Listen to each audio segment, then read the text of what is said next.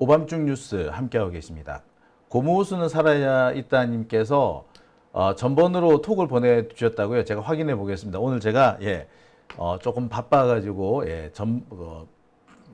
문자를 다 확인하지 못했는데요. 방송 끝나고 바로 확인한 뒤에 문자 답신 보내놓겠습니다.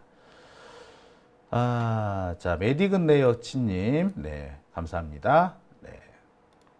자, 그러면 두 번째 주제 시작하겠습니다. 두 번째 주제는 오늘 있었던 여러 사건들을 좀 제가 종합하고 분석해 드리는 시간 마련해 봤습니다.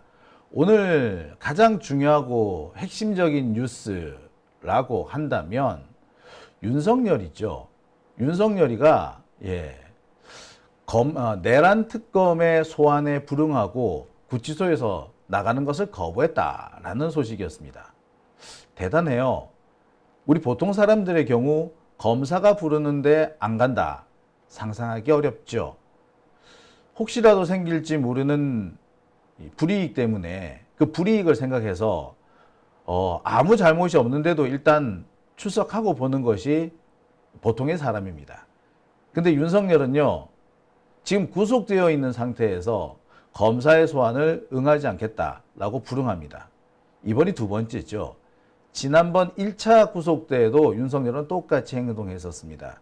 그때는 공수처가 소환하는데도 거부했고 뒤이어 검찰이 소환하는데도 거부했습니다. 이번에는 특검에서 소환하는데 거부하고 있습니다. 거부 삼관왕이라고 해야 될까요? 자, 오늘은 제가 왜 윤석열이 이 특검의 소환에 거부했는지 그 이유를 조금 분석해 보는 시간을 마련해 봤습니다. 여러 가지 이유가 있습니다. 일단 출석을 하지 않는 것이 이 형사사법, 형사재판에 응하는 것으로는 상당히 유용한 것일 수 있습니다. 여러분들께서 혹시 아시는지 모르겠습니다만 이 형사재판에서 유죄를 입증할 책임은 검사한테 있습니다. 따라서 검사는 합법적인 모든 수단을 동원해 가지고 증거를 수집을 해야 되는 거죠. 근데 그 증거 중에 가장 유력한 것이 당사자의 진술입니다. 따라서 당사자가 진술을 거부하게 되는 경우 검사는 중요한 증거 하나를 놓치게 되는 겁니다. 그러니까 진술 대신 다른 증거들을 찾아야 되는 거죠. 물론 범인들은 늘 거짓말을 합니다. 따라서 검사 앞에 가가지고 거짓말한다고 볼 수도 있죠. 거짓말하는 것보다는 차라리 말 안 하는 게 낫지 않아? 라고 할 수도 있겠습니다만 실은 그렇지도 않다고 합니다. 거짓말을 하다 보면은 우리가 모든 것을 거짓말로 할 수 있는 것이 아니라 일부는 사실, 일부는 거짓 이렇게 만들 수밖에 없다는 거죠. 그렇다면은 무엇이 사실이고 무엇이 거짓인지를 구분해내는 과정 속에서 사건의 진실에 도달할 수 있는 겁니다. 즉 거짓말을 하든 뭘 하든 일단 말을 꺼내면 그것이 진실에 도달하는 열쇠가 될 수 있다는 겁니다. 하지만 말 자체를 안 한다? 그렇죠. 검사는 이거 외에 이 피고인 혹은 피의자의 진술 외에 다른 증거를 찾아야 되는 거죠. 따라서 진술을 안 하고 버티는 거 좋은 대책일 수도 있습니다. 지금은 국회의원이 아닙니다만 한때 국회의원이었던 금태섭 의원. 금태섭 의원은 원래 검사 출신이죠. 이 검사 출신인 금태섭 의원이 검사에서 쫓겨난 이유가 뭐였냐면 수사받는 법이라는 책을 폈기 때문에요. 여기서 수사받는 법에서 금태섭 당시 검사는 뭐라고 썼느냐? 수사에 협조하지 말라고 씁니다. 선선히 자기가 가지고 있는 물건을 내주지 말라는 거예요. 결백을 입증한답시고 잘못 내줬다가 오히려 그것이 유죄의 증거가 되는 경우도 많고 쓸데없이 진술을 했다가 그것이 오히려 유죄로 온팡 뒤집어 쓰는 계기가 될 수도 있다. 이렇게 지적을 해요. 그러니까 달리 말해서 진술을 안 하는 게 상당히 좋다. 차라리 하지 마라. 라는 게 되겠죠.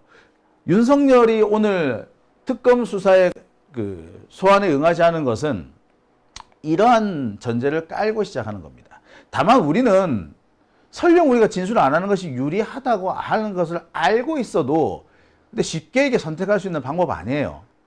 자칫 검사들한테 밉보여가지고 괘씸죄라도 걸리면 무슨 죄를 온팡 뒤집었을 줄 알아.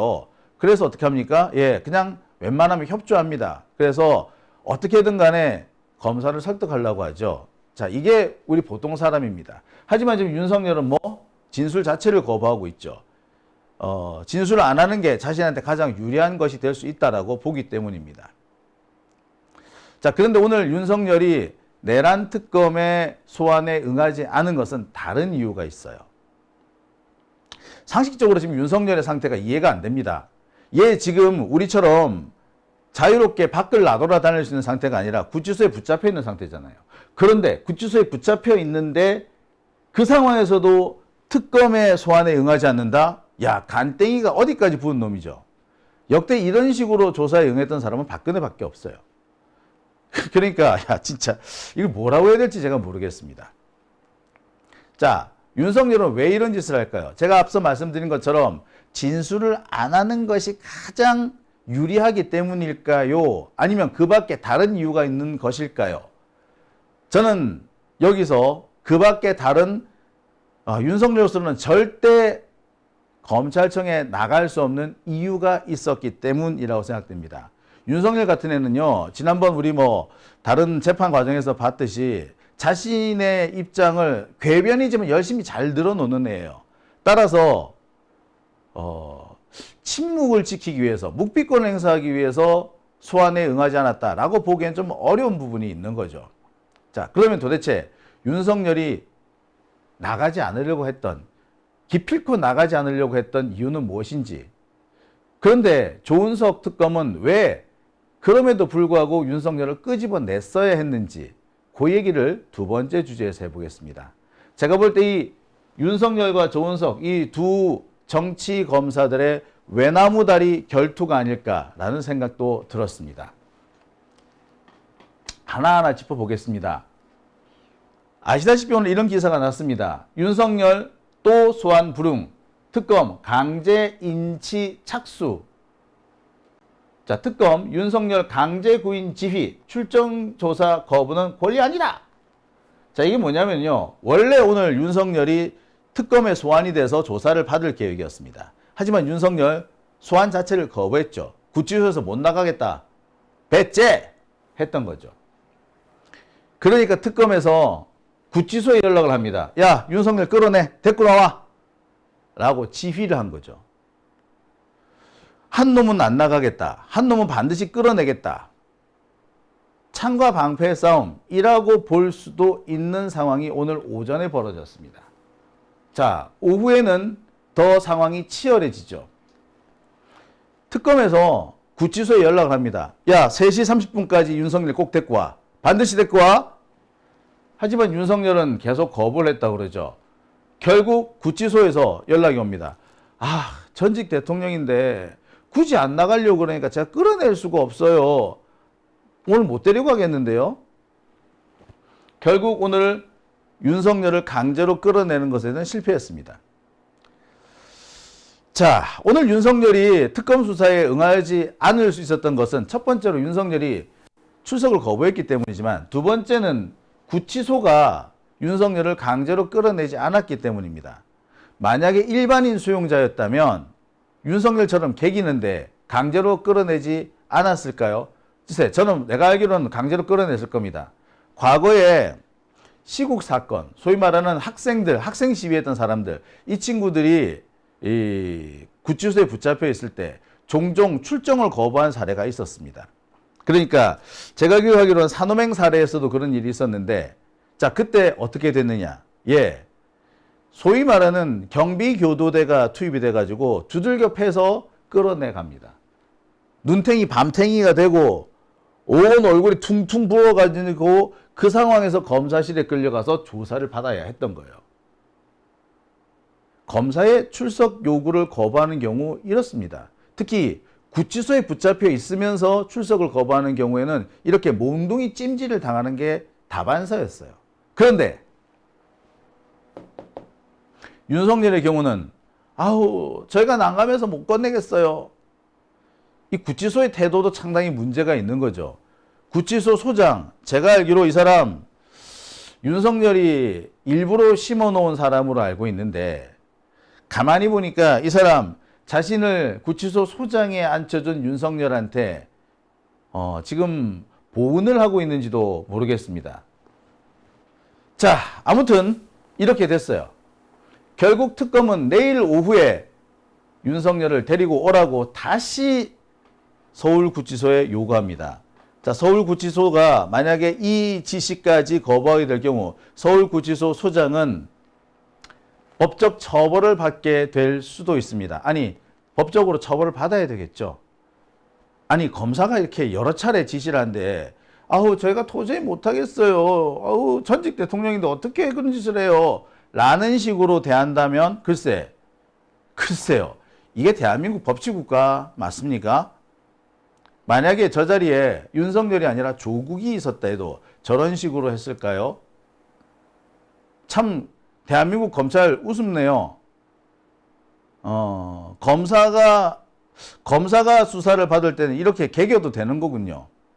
검찰청이 우스운 겁니까? 대한민국 검사가 우스운 겁니까? 아니면 대한민국 법이 우스운 건가요? 아니면 대한민국의 법과 질서를 무시하는 이 구치소 소장이 우스운 걸까요? 참 뭐라 답을 못 하겠습니다. 자, 아무튼 결국에 내란 특검 입장에서는 반드시 윤석열을 끌어내 오겠다라는 것을 분명히 했고요. 윤석열은 절대 내가 나가나 봐라, 나가지 않겠다는 것을 분명히 했습니다. 반드시 끌어내겠다는 놈과 절대 안 나가겠다는 놈, 두 놈이 정면으로 충돌한 겁니다. 마치 외나무다리에서 결투하는 것 같죠? 윤석열은 왜 기필코 안 나간다는 걸까요? 내란 특검? 아니, 지금까지 확보된 증거가 있기 때문에 굳이 윤석열 진술 들을 필요 없어요. 그냥 기소해도 될 겁니다. 그런데 굳이 윤석열을 끌어내려고 하는 이유는 뭘까요? 그 이유가 있습니다. 자, 그 이유를 지금부터 설명을 해드리겠어요. 앞서 말씀을 드렸습니다만 윤석열은 절대 이 내란 특검의 조사를 받으러 나갈 수가 없어요. 아니, 나가면 안 돼요. 나가면 윤석열은 아마도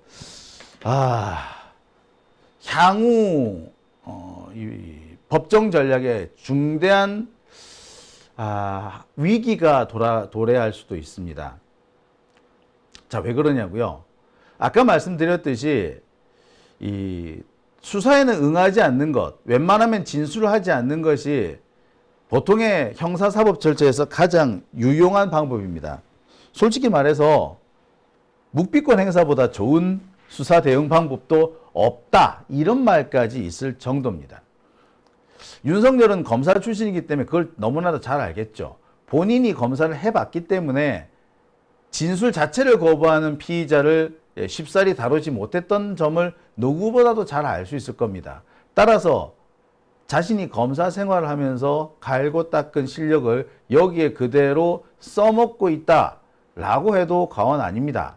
하지만 그런 형사사법적인 이유, 법정 전략적 이유 말고 윤석열로서는 절대 구치소 밖을 나가서는 안 될 이유가 있습니다.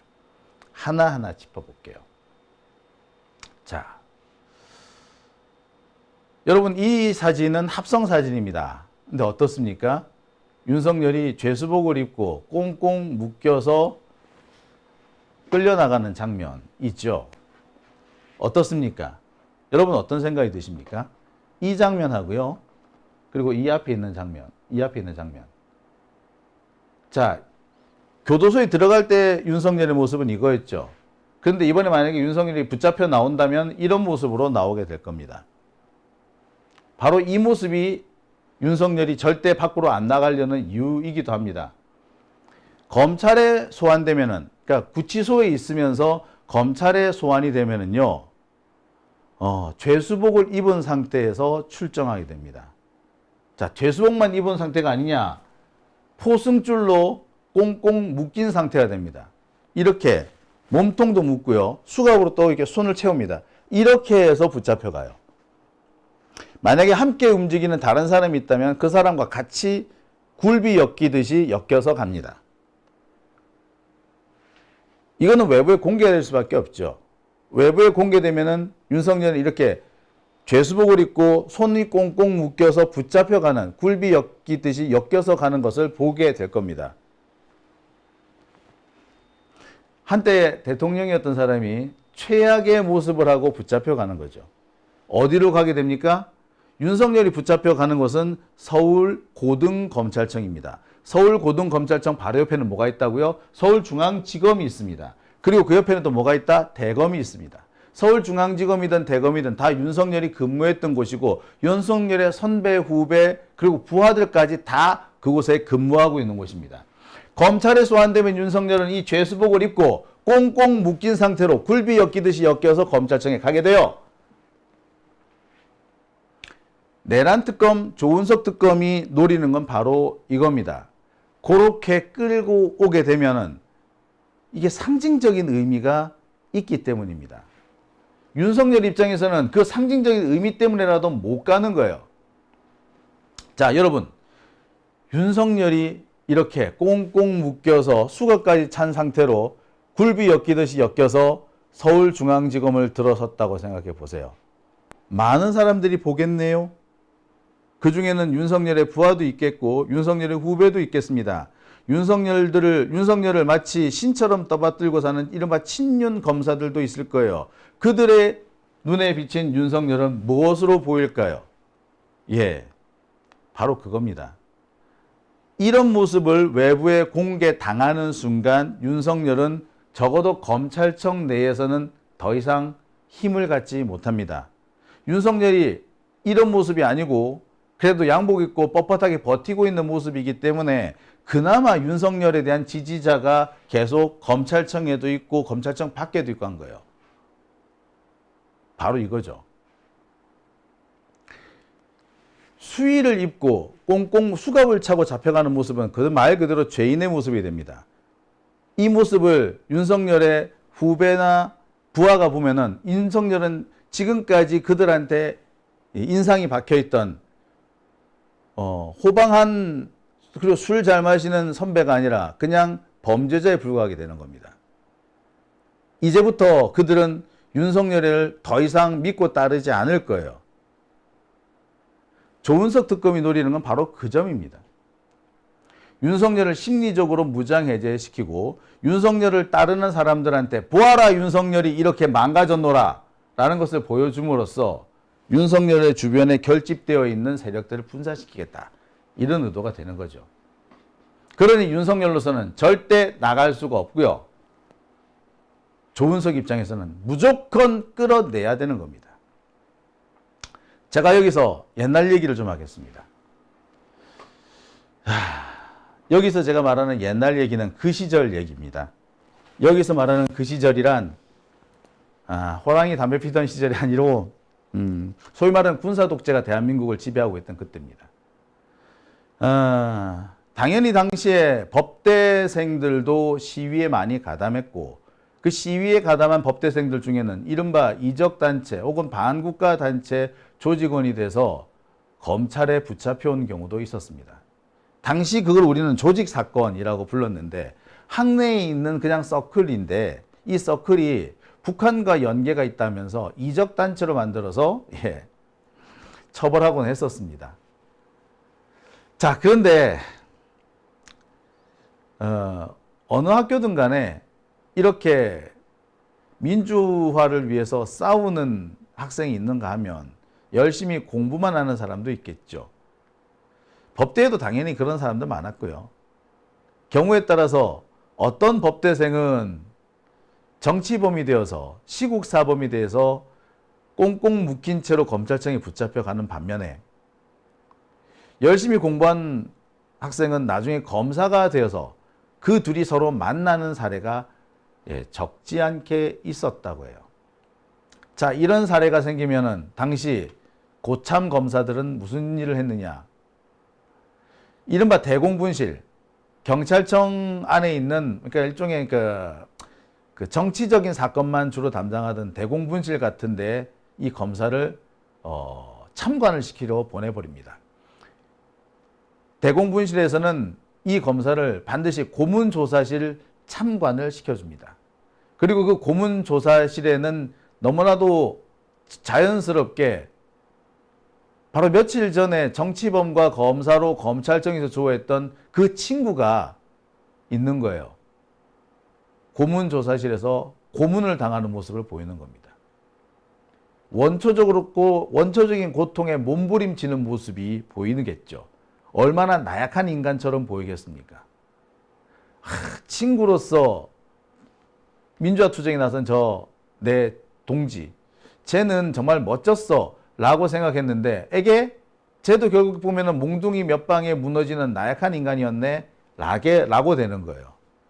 더 이상 존경심을 가진 친구가 아니라 그저 그런 나약한 인간인 겁니다. 그 나약한 인간이 그냥 내 관할 지역에 피의자로 끌려온 거예요. 피고인으로 붙잡혀온 겁니다. 이때부터 이 검사가 된 친구는 정치범이 된 대학 시절 친구들을 얕잡아 보기 시작하죠. 우습게 보기 시작합니다. 보는 눈이 바뀌게 되는 거예요. 자, 이런 상황이 지금 윤석열한테 펼쳐지게 되는 겁니다.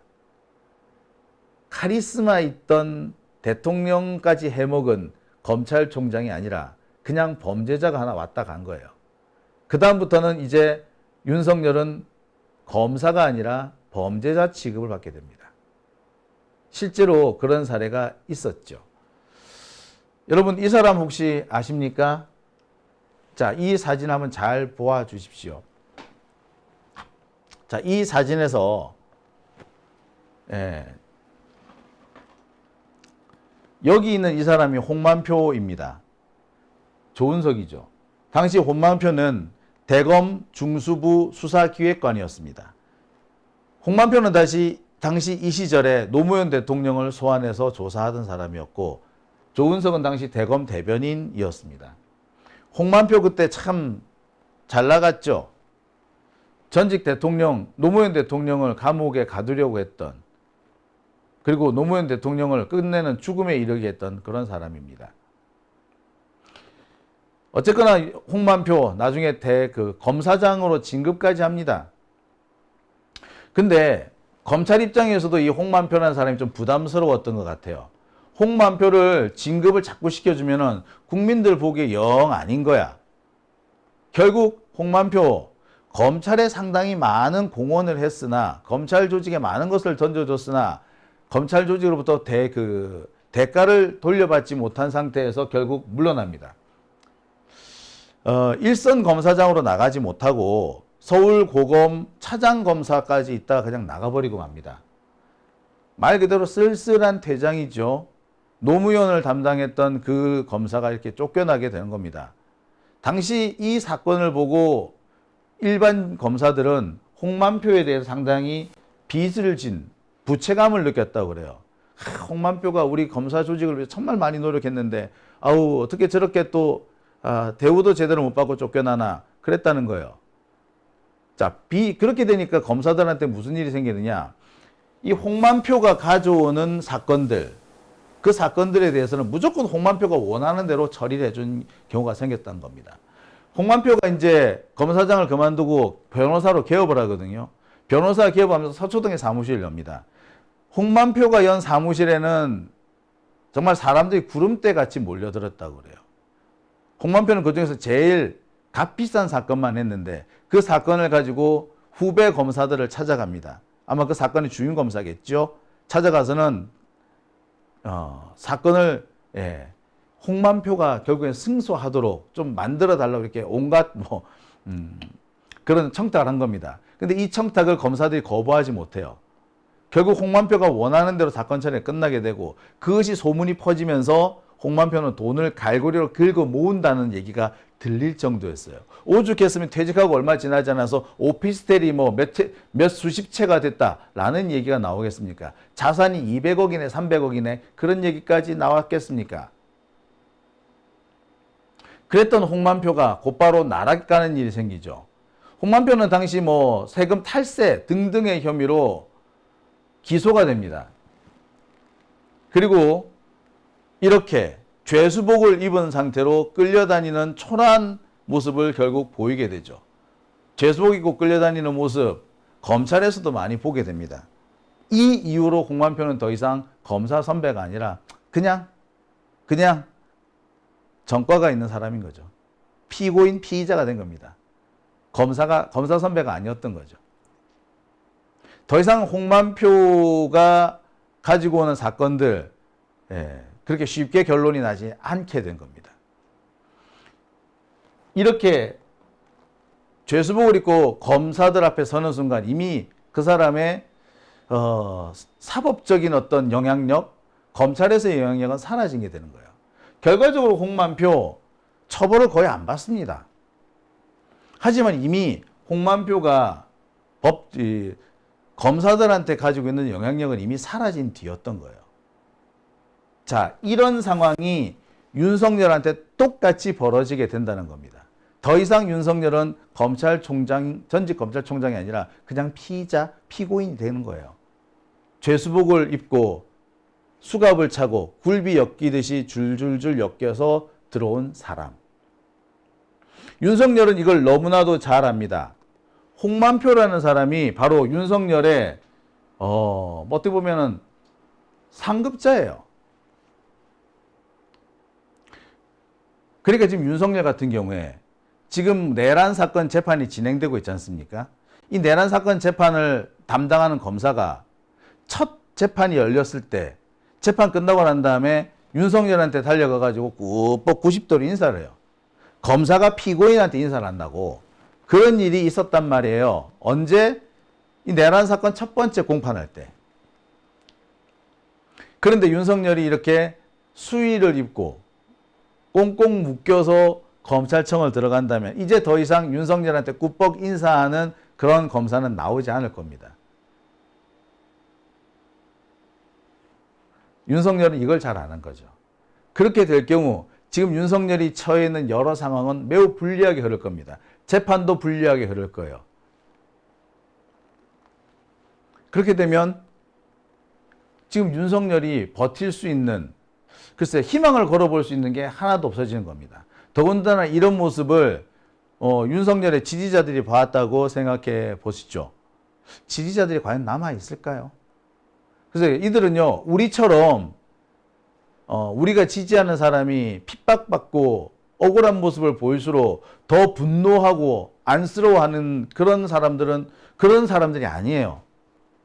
이들은 힘 있는 사람들한테 몰려갔기 때문에 힘을 잃어버린 윤석열, 더 이상 가치가 없어지게 되는 겁니다. 그러니 윤석열 입장에서는 끝까지 개기는 수밖에 없는 거죠. 안 나간다. 내 적어도 이렇게 수의 입은 모습 보일 수는 없다.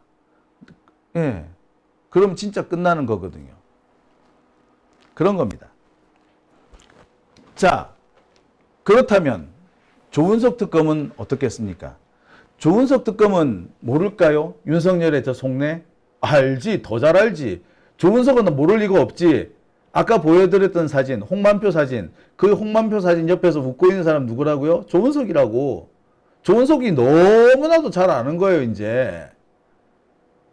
그럼 어떻게 하겠습니까? 조은석 입장에서는 윤석열의 영향력, 윤석열의 검찰 내 영향력을 없애기 위해서도 반드시 윤석열을 끌고 나와야 되는 거예요.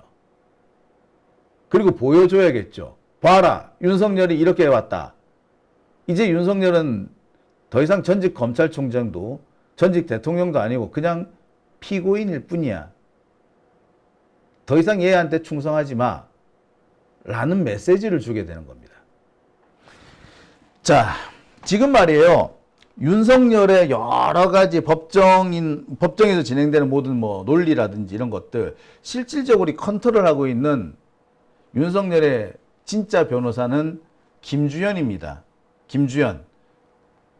윤석열의 민정수석이었죠. 저는 김주현을 내란수석이라고 부릅니다. 내란수석 김주현인 거예요. 지금도 김주현은요, 검사들한테 영향을 미쳐가지고 검사들이 이재명 정부 혹은 검사들이 윤석열을 수사하는데 적극적으로 나서지 못하도록 계속해서 방해 공작을 하고 있어요. 김주현이 그럴 수 있는 거는 김주현 본인의 어떤 영향도 있지만 윤석열의 영향을 뒷배를 많이 업고 있는 거죠. 근데 윤석열이 이제 감옥에 이렇게 붙잡혀가지고 가봐. 죄수복 입고. 예. 더 이상 김주현도 어쩔 수 없는 상태에 이르게 되는 겁니다. 조은석 입장에서는 현재 검찰을 자기가 장악해야 되거든.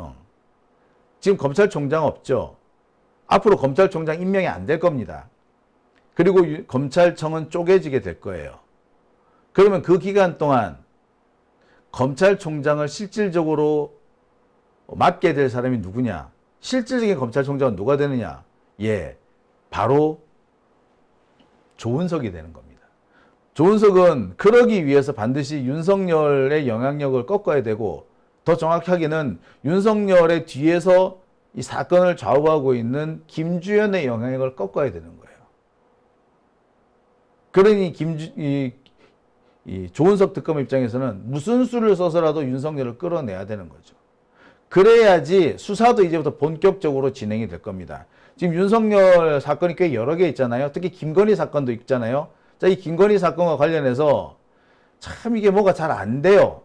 특검이 지금 되고 있지만 특검이 뜻하는 바대로 잘 안 움직입니다. 특히 법원에서 자꾸 태클을 걸죠. 법원에서 태클을 걸 수 있는 건 누구 때문이다? 사실은 윤석열 때문인 거예요. 윤석열이 죄수가 아니라 이들은 여전히 전직 대통령으로 보고 있는 거지. 근데 이 사람이 이제 죄수복 입고 끌려 들어오는 모습 보면은 더 이상 이 사람은 전직 대통령이 아닌 거예요. 따라서 검찰뿐만 아니라 법원에도 상당한 영향을 미칠 수밖에 없고, 더 나가서 조의대도 이제는 포기하는 단계까지 갈 수밖에 없는 겁니다. 조은석은 그 틈을 따라서 자기가 사실상 검찰총장과 같은 위치를 누리려고 하겠지요. 그러니 윤석열은 끝까지 안 나가려고 하고, 조은석은 무슨 일이 있어도 끌어내려고 합니다. 문제는 내일입니다. 윤석열이 끌려 나올까요? 반반입니다. 변수는 서울구치소장이에요.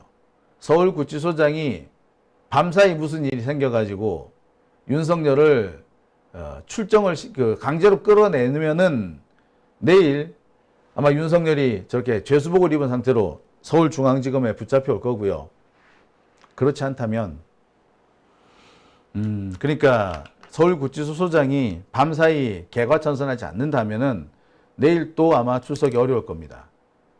내란 특검 입장에서는 이전까지도 파악하고 있겠죠. 이 상황이 계속 지속이 된다면 내란 특검은 서울구치소 소장에 대한 징계 절차를 요구할 수밖에 없을 겁니다. 그러면 법무부 장관은 정성호 의원 아니겠어요?